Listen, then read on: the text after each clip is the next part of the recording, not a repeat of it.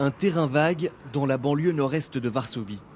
Stanisław, 58 ans, est sans abri et cela fait plus de 20 ans qu'il descend cette échelle pour rentrer chez lui, 5 mètres sous terre, dans cette station souterraine de chauffage urbain.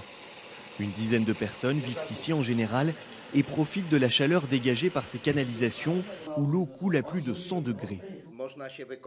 On peut se laver, faire son linge, on peut même repasser. Si on met des œufs dans une casserole, qu'on la remplit d'eau bouillante et qu'on la dépose sur la canalisation, ils vont cuire. Vivre dans ces conditions présente aussi de nombreux dangers.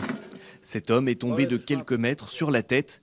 Pour lui, la mésaventure s'est terminée par un hématome, mais il y a quelques mois, au même endroit, une autre personne a perdu la vie. En hiver, tous les jours, les sans-abri peuvent compter sur des repas chauds distribués par la police municipale. Pas question néanmoins d'aller dans un centre d'hébergement où l'alcool est interdit et où les horaires sont réglementés.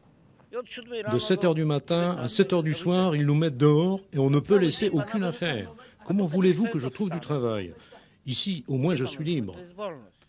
Cette centrale de chauffage est l'épicentre d'un monde souterrain où vivent plusieurs milliers de sans-abri.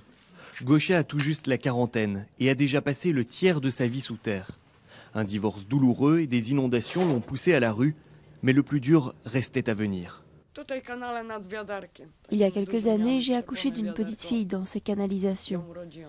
J'avais un grand seau rouge et je l'ai mise au monde.